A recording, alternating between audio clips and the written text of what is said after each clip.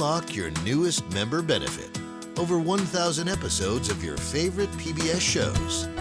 American Masters, Antiques Roadshow, Nature, Nova, Masterpiece. Watch the best of PBS anytime, anywhere. Become a member, sign in, and start streaming today. Oh, Shenandoah, I long to hear you. Away, you rolling river. Oh, Shenandoah, I long to hear you. I first got interested in that from an old cassette recording that my aunt had made of my great-grandfather. He lived to be the ripe old age of 97, but he still died when I was about 2 years old. But we had these cassettes of his voice speaking, telling stories and singing that were around. I could listen to them. And so it was this voice of my family that I felt connected to, this voice of the past. And I loved listening to them. When I got older, I converted those recordings to CD, and then I performed with my band with his voice. I love the idea of voices telling stories and music, so it's something that I've had interest in for many years. I've been in Harrisonburg the past couple days and talking with all sorts of people. One of the places I was today was Harrisonburg High School, speaking with amazing students there, and you'll definitely hear their voices in the concert. And I was just so moved by these young people and their courage and the hard work that they're doing. And each one has a very fascinating story. And Harrisonburg High School, it reminds me of being in New York City in a way. There's people from all over the world there. I was really quite surprised to just stand in the hallway and see all the different types of people there. And when I heard their stories, I was captivated.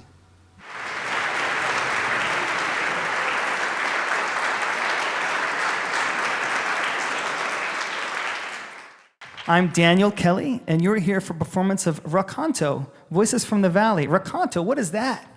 Well, it's a word in Esperanto which means story.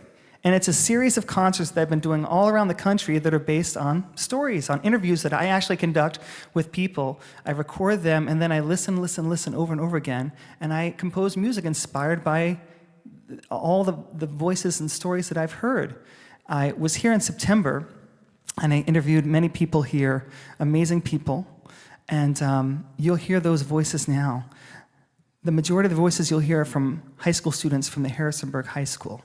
And I was really blown away by the depth in these young people and their openness in sharing their hopes, their dreams, their struggles, their fears with me.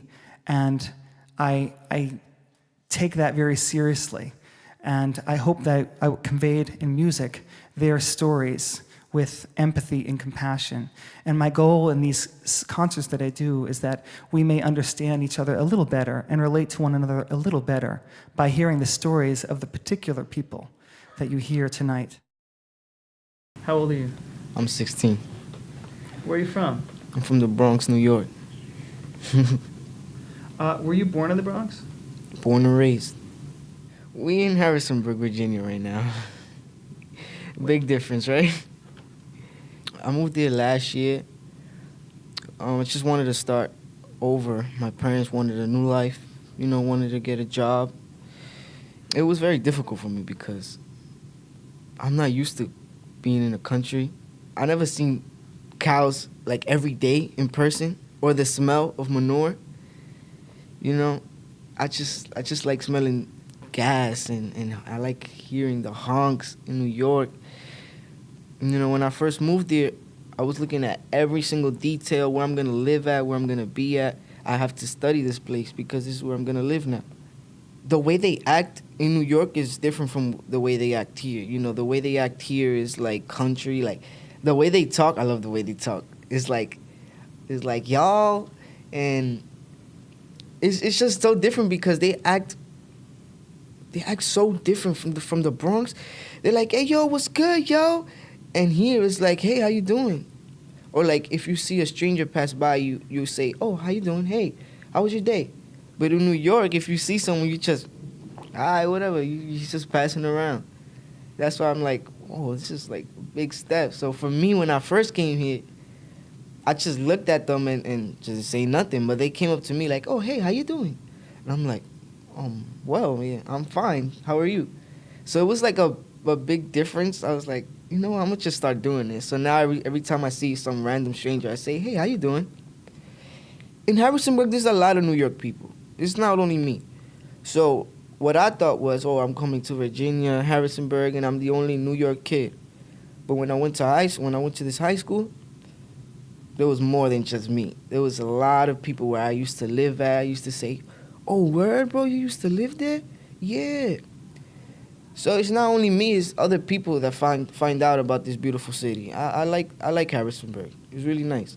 When I first moved here, I thought the high school was gonna be full with white people. I was like, oh, what I'm gonna do now? I just gotta make more friends. When I came here, it was more diverse than I thought. There was Hispanics, there was Asians, Puerto Ricans, all types of religion, all types of race. That's what I liked about it. It was like, it was more a population of different kind of mixtures, you know? That's what I liked about it. This high school is like, it's like very diverse. I like it. I'm like, wow, there's like more than just Hispanics. There's more than just any race. There's a group of race in different directions, but we all connect as one, as one whole. That's what I like.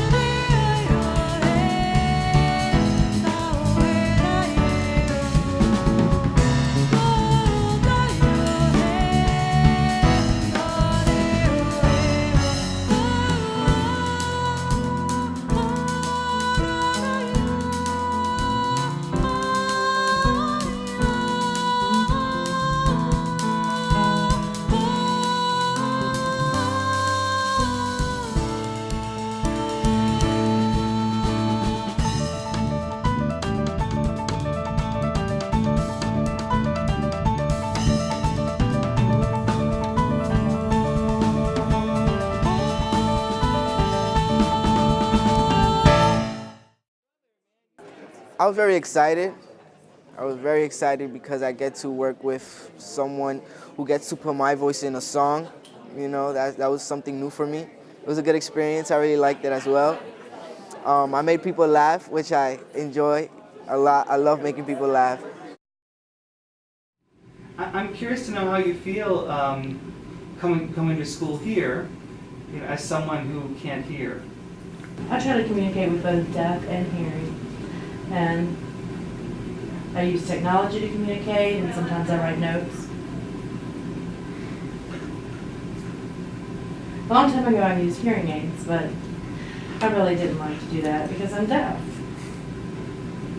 How do you communicate with your teachers in class? Well, I have an interpreter that helps me communicate. If the interpreter is not available, I write notes. And that works out okay? Yeah, that's working. It's good. What do you hope to do after you graduate? I want to go to college. I want to study mechanics, auto mechanics. Maybe in the future I would like to have the dream of making cars, building cars. It's easy for me, mechanics. My dad taught me, so I learned how to work on cars. What's your dream car that you would own? Let's see, I want a faster car, faster than all the other cars. I want to be the best, better than all the others. Is there something you might want to say to people who hear so that they can understand people who can't hear better? Well, I could teach them sign language. And they need to ask me, hearing people, if they would just ask me about signs, I would teach them.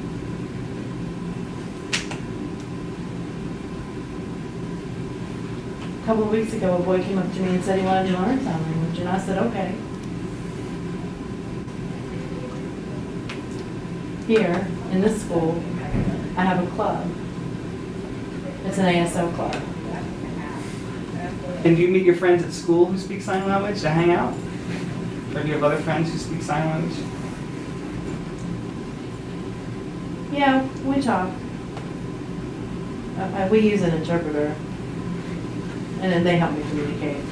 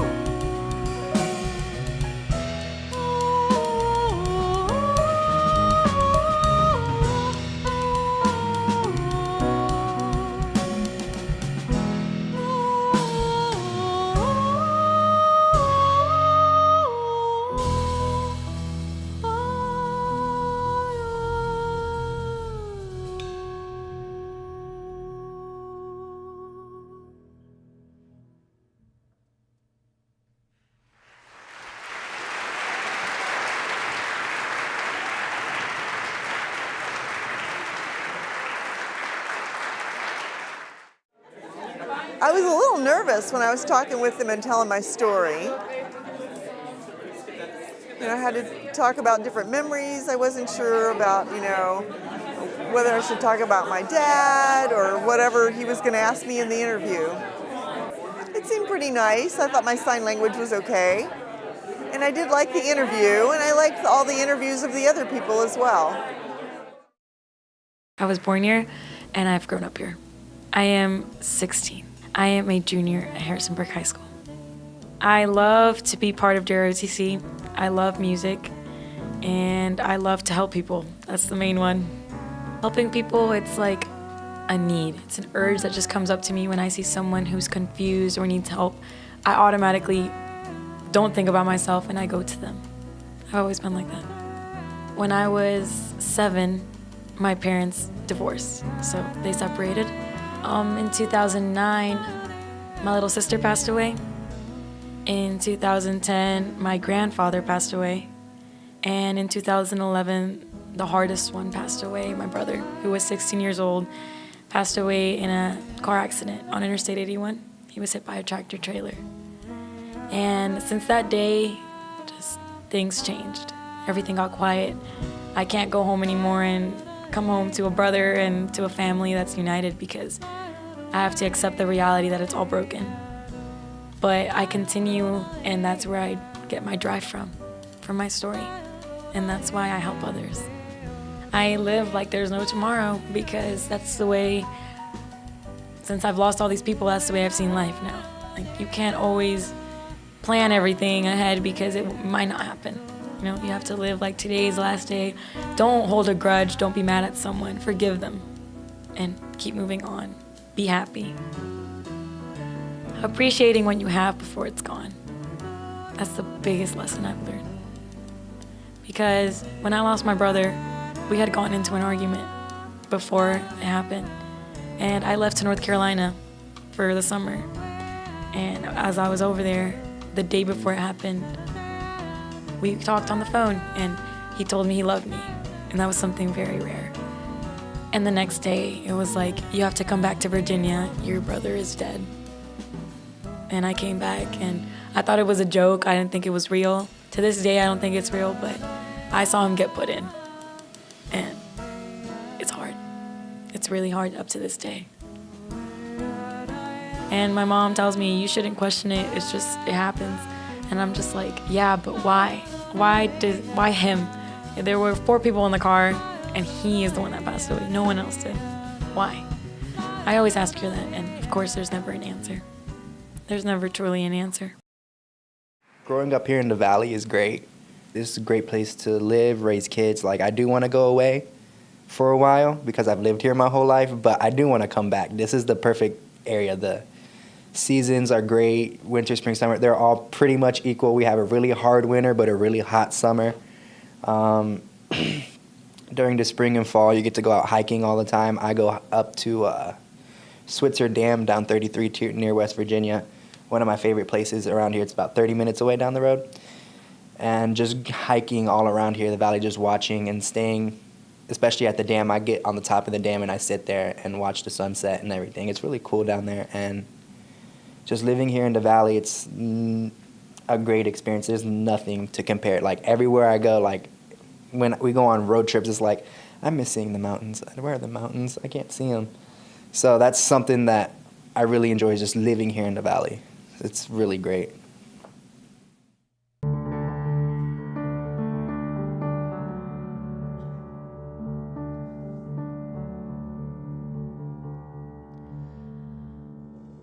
Oh, Shenandoah, I long to hear you.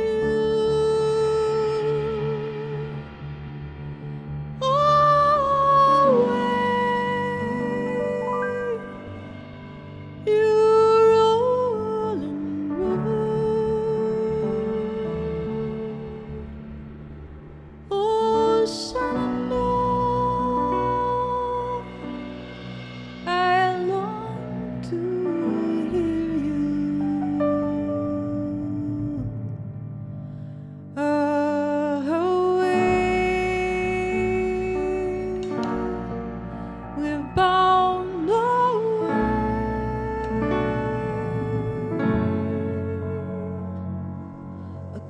across the white Missouri.